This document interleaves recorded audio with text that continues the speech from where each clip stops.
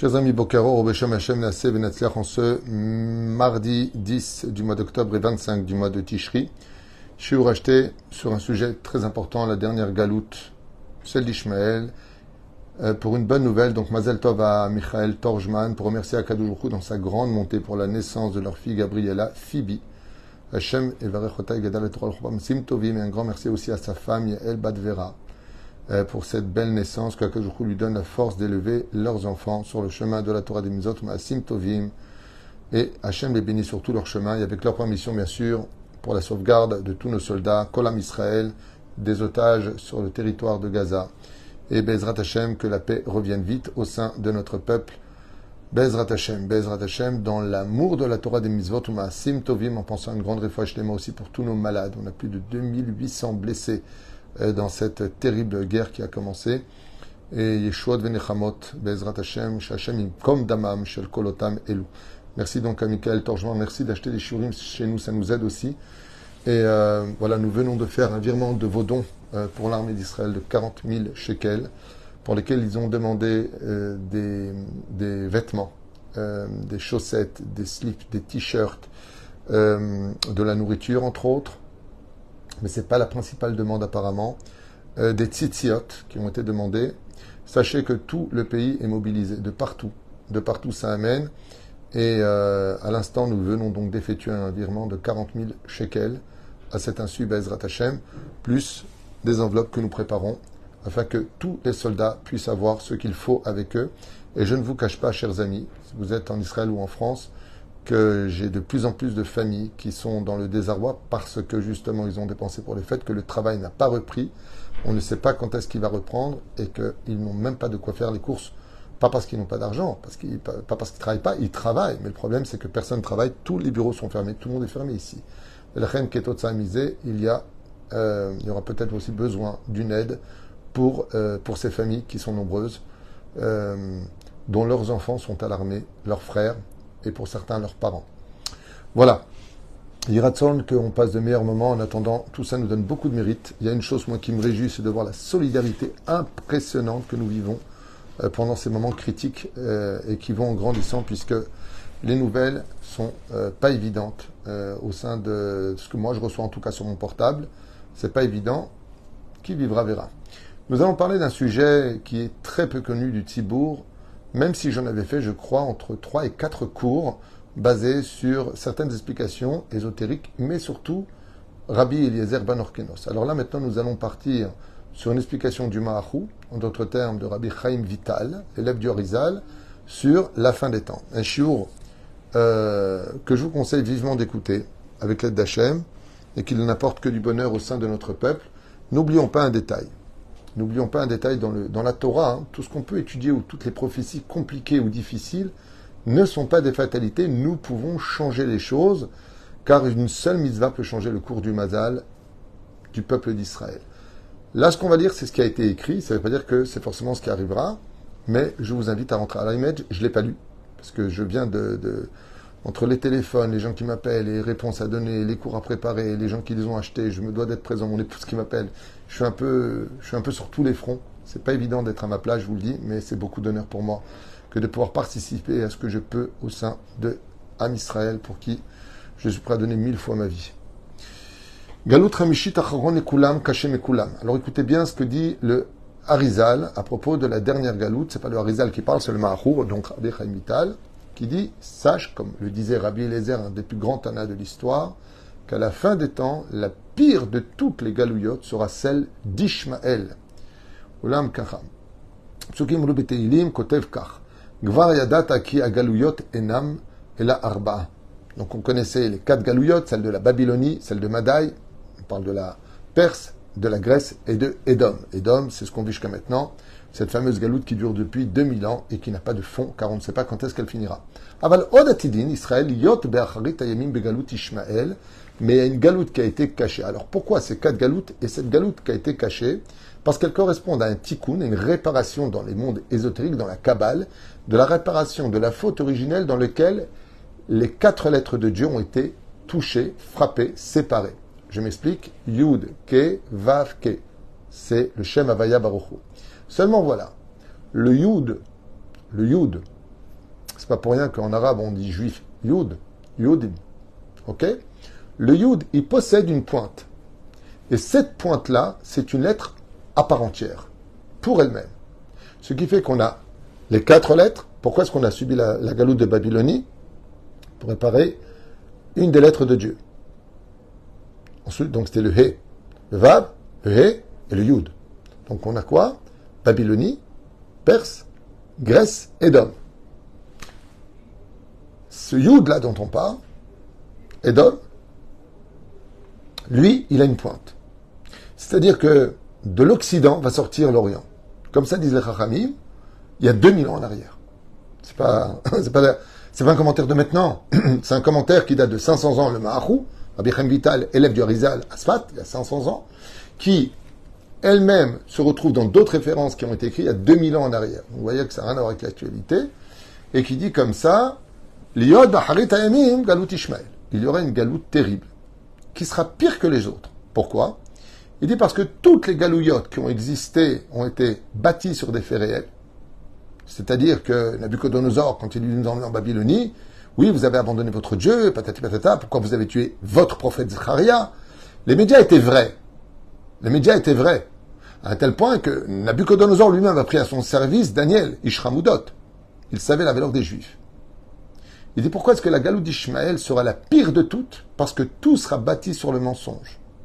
Tout sera bâti sur un monde de mensonges. Akol ya'amod al-shkarim. Tout tiendra sur le mensonge. Et quand Israël aura fini les 4 galouillottes, ça veut dire qu'un signe qui est très intéressant ici, selon le Maharou, eh bien, Rabbi Chaim Vital, eh bien, ce qui est très intéressant de comprendre, c'est que quand commencera la galoute d'Ishmaël, ce qu'on est en train de vivre, se terminera la galoute de Édom. Alors, si ce n'était pas Dieu qui nous sauvera, qui pourra nous sauver? La seule galoute sur laquelle Israël ne pourra que lever les yeux vers le ciel et dire il n'y a que Dieu qui peut nous sauver, c'est la galoute d'Ishmaël qui fera crier le peuple d'Israël vers Hachem en disant Hachem, sauve-nous. Aval yesh od galoute ramishit. Donc on a vu la galoute de Édom, on a vu la galoute comment elle a fini avec Édom, la Shoah. Et là, le Mahou, il dit, il y a une dernière galoute. Et cette dernière galoute-là, comme vous l'avez compris, Acharon les Kulam ve Kashem et Kulam, qui sera la plus dure de toutes les galouillottes, vi galoute Ishmaël, Anikra, Pere Adam. Waouh! Et pourquoi est-ce que...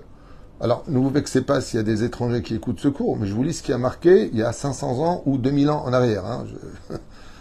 Ve galoute Ishmaël, viendra d'Ishmaël, des gens qu'on appelle Pere Adam. Vas-y, Pere Adam.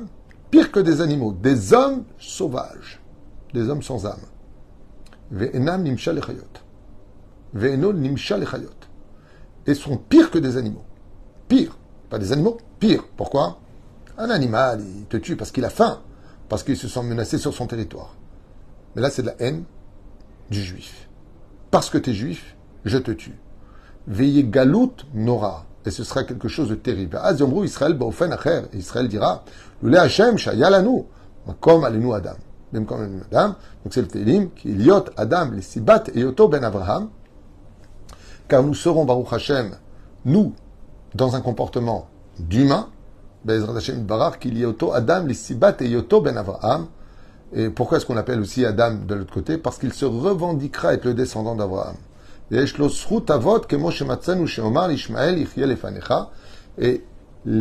la galoute d'Ishmaël se revendiquera de la descendance d'Abraham et il dira nous avons du mérite, comme l'a dit Ishmaël, et comme l'a dit Abraham à propos d'Ishmaël, Lou Ishmaël et si Ishmaël vivait devant toi.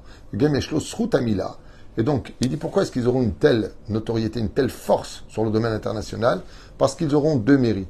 La première, c'est qu'ils se vanteront d'être de la descendance d'Abraham, alors qu'avant de la renvoyer avec Agar. Et la deuxième chose, parce qu'ils pratiqueront eux aussi la Brit Mila. Et la reine Galuto, Takifa, Mishar, Arba Galuyot.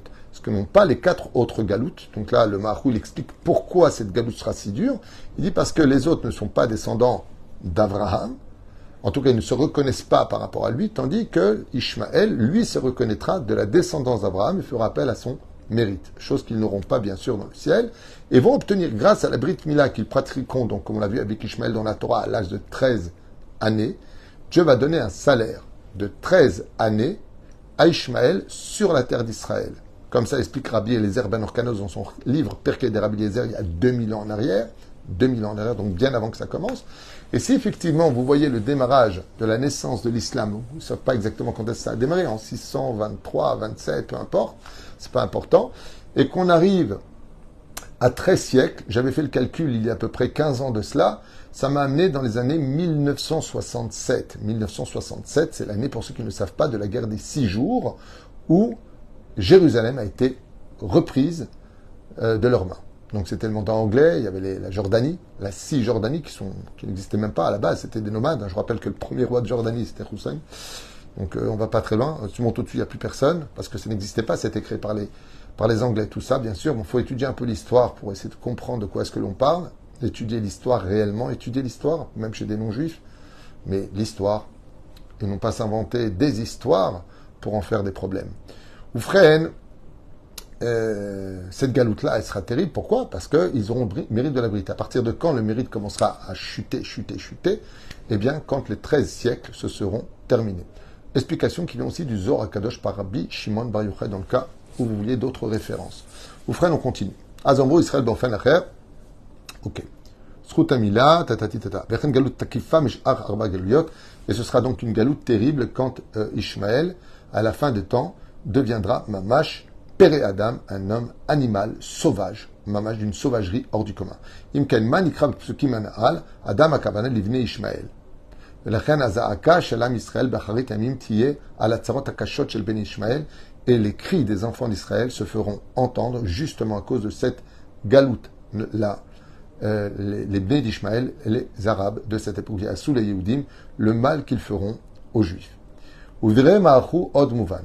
Et des explications de Rabbi Chaim Vital il y a 500 ans en arrière. Chez Kshenire à Ishmaelin il banu. Quand on verra que les Arabes lutteront contre nous à cette époque, donc la descendance d'Ishmaël, Azaï zeu siman muv'ak sheganu letachanat asofit shel kol hagaluyot. Donc le Rabbi Chaim Vital nous dit, quand tu verras vraiment une guerre terrible des nations arabes se lever contre nous, alors sache que vraiment, ce sera le signe de la Géoula finale. Kedel avin matai otasrut shel Ishmaelim tistayem, et afin de savoir quand, dans le monde d'en haut, le mérite. Alors si vous comprenez bien ce qui est marqué, c'est quand même incroyable. On parle du mérite d'Ishmaël parce qu'il vient d'Abraham, qui s'en vante et qu'il a la Brit Mila. Ça veut dire que nous, si on devient Shomer Shabbat, on fait attention à la Nida, à la pudeur, on arrête nos bêtises, vous avez compris combien en réalité cette guerre est une guerre spirituelle. Et c'est ce que dit d'ailleurs le Zohar HaKadosh. À la fin des temps, l'ange Gabriel précipitera les anges des nations du monde et Israël montera la tête des nations du monde. Tu comprends? C'est exactement là où se cache le secret de notre force, dans la Torah et les Mitzvot. Nireh Midrash Kodem. Beshem Pirkei de Rabbi Eliezer. Donc là, maintenant, on ramène Pirkei de Rabbi Eliezer que je vous ai tellement cité. Asher Kabur Rabbi Eliezer ben Orkanos. Besham Katuv Kach. Shisha Nikrou Beshemotan Ad Shelo Noldu Pe'en. Il y a 6 personnes qui ont été appelées par un nom avant même qu'ils ne naissent. Qui c'est qui a été appelé par un nom avant même qu'ils ne naissent? Yitzhak, on a prévenu qu'il s'appellerait Yitzhak avant même qu'il ne vienne au monde. Ishmaël a été appelé Ishmaël avant même qu'il ne vienne au monde. Moshe Rabbeinu, avant même qu'il ne vienne au monde. Shlomo Amelech, Ishayahu et Shmo Shel Mashiach et le Mashiach lui-même. Madame dikra Shmo Ishmaël. Et pourquoi est-ce qu'on l'appelle Ishmaël, dit Rabbi Eliezer? Shatid akajuchu lishmoa na'akat ha'am ima shatidim bene Ishmaël asot. Ishmaël, qui veut dire celui qui fera entendre la voix, c'est que les enfants d'Ishmaël feront tellement de mal à Israël à la fin des temps qu'ils feront crier les voix d'Israël vers Hachem. La sot be'eretz acharit hayamim, et cela se passera à la fin des temps. Si vous aviez vu hier au cimetière de cette tzadika qui s'appelle Naomi,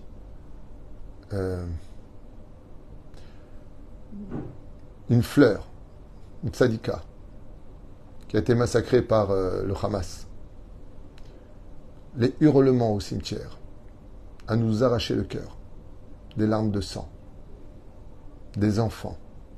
Enfin, je vais pas revenir dessus.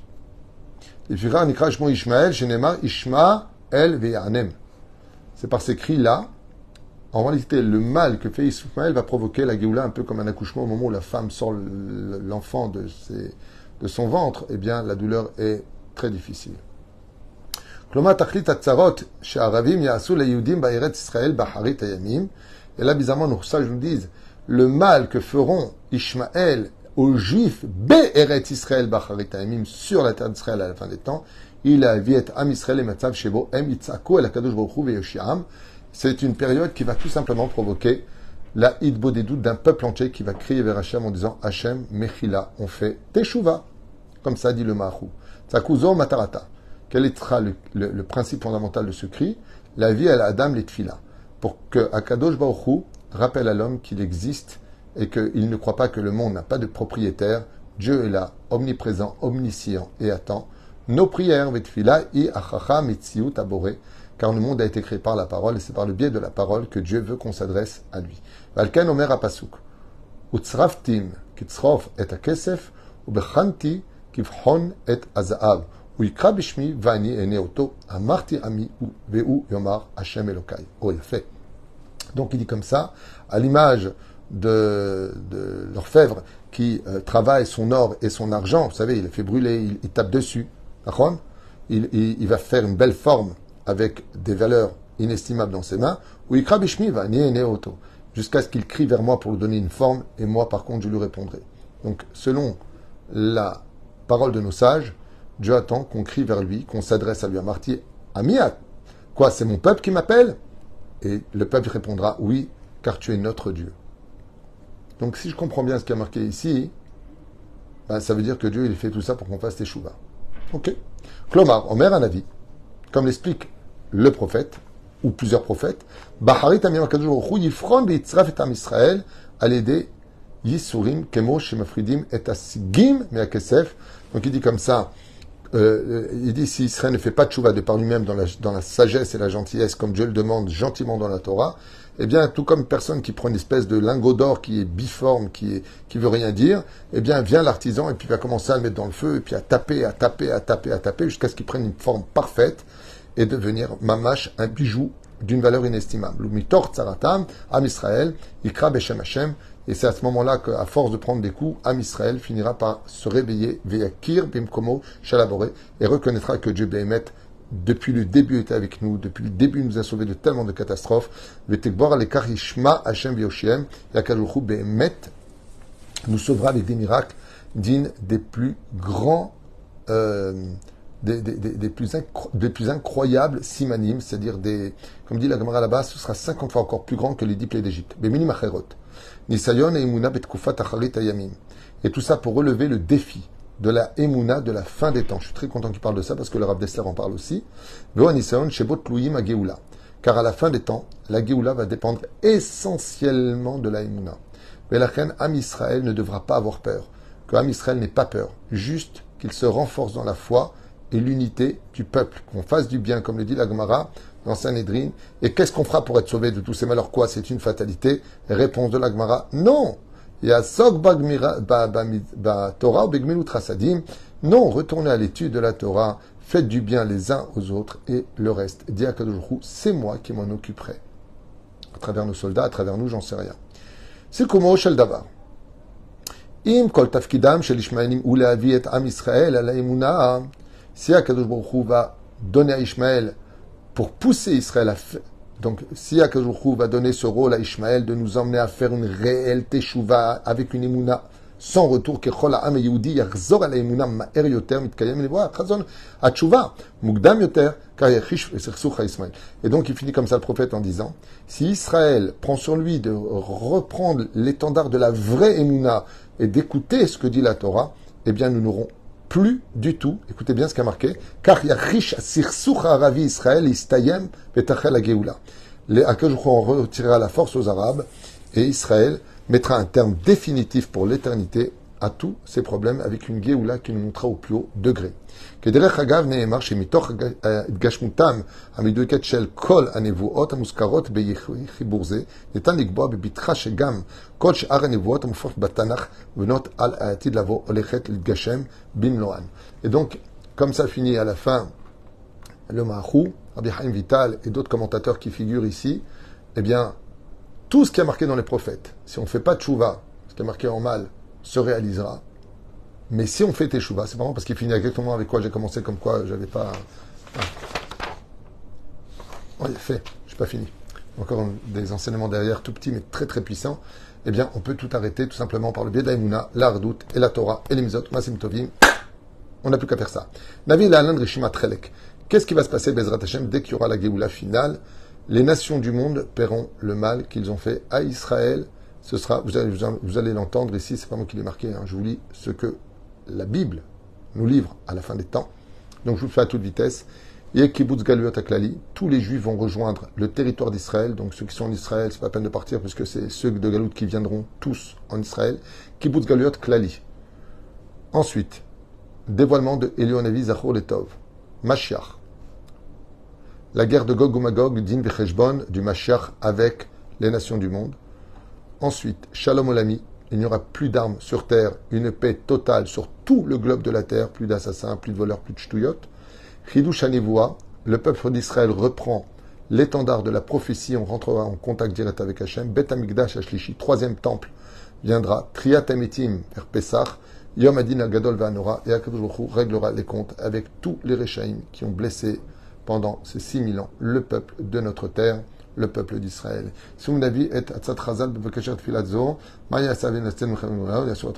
Ok, bon, il finit à la fin en disant, et qu'est-ce qu'on pourrait faire de mieux pour accélérer la Géoula? Plus de Torah et plus d'amour les uns pour les autres de Gmilut Chasadim. Un sikoum magnifique qui explique tout en très peu de temps, hein, puisque une grande partie des choses ont été dites clairement. Et Bezrat Hashem, un grand Mazel Tov pour cette belle petite enfant qui vient de venir au monde, Gabriela Phoebe.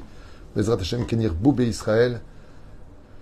Kenir Boubé Israël, Yiratzon, qu'on amène le plus d'enfants possible dans ce monde, puisque la Géoula aussi en dépend. Chaque Neshama qui vient avec elle amène une étincelle pour le Mashiach, Tzidkenu Bezrat Hashem, et surtout dans l'éducation de la Torah, du Mizot Masim Tovim, Rabotai. Faites confiance en la Torah, faites confiance en notre peuple, Am Israël, Chai Vekayam, comme vous le savez tous. Veitamu Kol Oivenu. Comme on dit en tunisien, Isheba Baruch Abba, Vim Lobam Laraha. Mazem Laraha. Bon débarras. Celui qui ne veut pas de nous, celui qui n'aime pas les Juifs, Mlaraha. Shem Yazor Bezrat Hashem. Kol Tuv et faites très attention à vous.